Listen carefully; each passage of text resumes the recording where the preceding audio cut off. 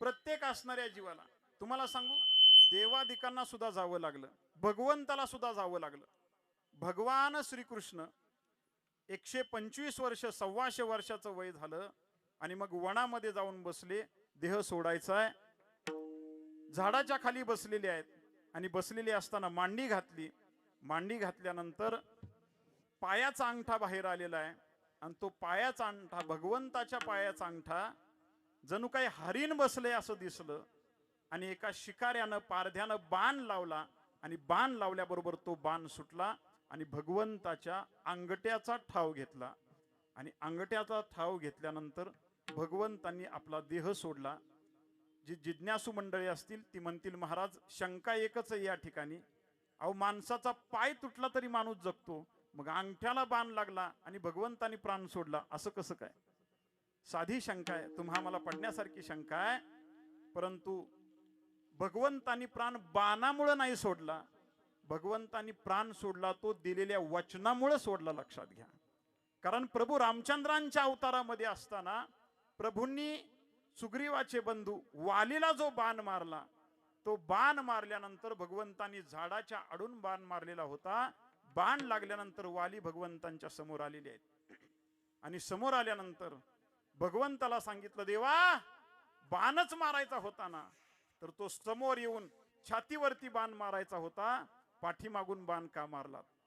वारच करायचा होता तर पुढून वार करायचा, पाठीमागून वार का केला?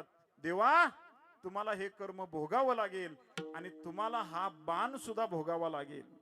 आणि मग ज्या वेळेला भगवान श्रीकृष्णांच्या अवतारामध्ये आले, त्यावेळेला तो असणारा वाली या असणाऱ्या जन्मामध्ये पारधी झाला आणि भगवान श्रीकृष्ण हे रामचंद्रांच्या अवतारामध्ये होते, ते भगवान श्रीकृष्ण म्हणून अवताराला आले.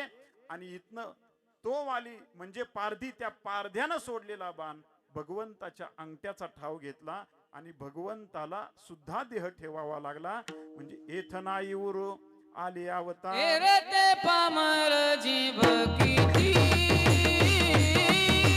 ते पामर जीव किती, ते पामर जीव किती, ते पामर जीव किती. येथे नाही मोर आले अवतार, नाही वर आले अवतार, येथे नाही मोर आले अवतार, नाही वर आले अवतार. ते पामर जीव किती, ते पामर जीव किती. ते पामर जीव किती, ते पामर जीव किती. येथे नाही मोर आले अवतार, ते पामर जीव किती, ते पामर जीव किती, जीव किती. एथनाईवर आले अवतार, एरते पामर जीव किती. प्रत्येक जीवाला जाणार, पण मानवी जीवनाला असा अहंकार झाला की आयुष्यभर आम्ही कमवायचंच, आयुष्यभर साठवायचंच आणि आयुष्य आमचं सगळं कष्टामध्ये आम्ही जीवन जगतो का नाही हा मोठा प्रश्न पडतो. पण एक वाक्य सांगू का, एका स्मशानभूमीवरती अत्यंत सुंदर वाक्य लिहिलेलं होतं. ते वाक्य तुमचं आमचं डोळे उघडणार आहे.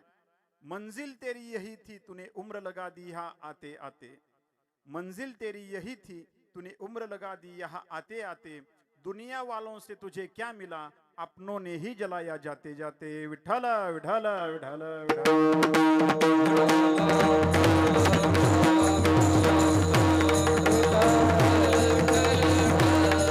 सध्या तुमचा आमचा असा आहे की मनुष्य म्हणून जगत असताना सुद्धा समाजामध्ये जी चांगली माणसं कपडे घालून चांगली दिसणारी दिसतात, वरून चांगली असतात, कपडे पांढरे शुभ्र घातलेले आहेत, असं वाटल्यानंतर आपल्याला वाटतं की व्यक्ती चांगला आहे. पण तुम्हाला सांगू का, तुम्हाला बोलून जातो, आपकी नियत कितनी भी अच्छी क्यों ना हो, आपकी नियत कितनी भी अच्छी क्यों ना हो, लेकिन दुनिया आपको आपके दिखावे से जानती है. वाक्य नीट ऐका, आपकी नियत कितनी भी अच्छी क्यों ना हो, लेकिन दुनिया आपको आपके दिखावे से जानती है.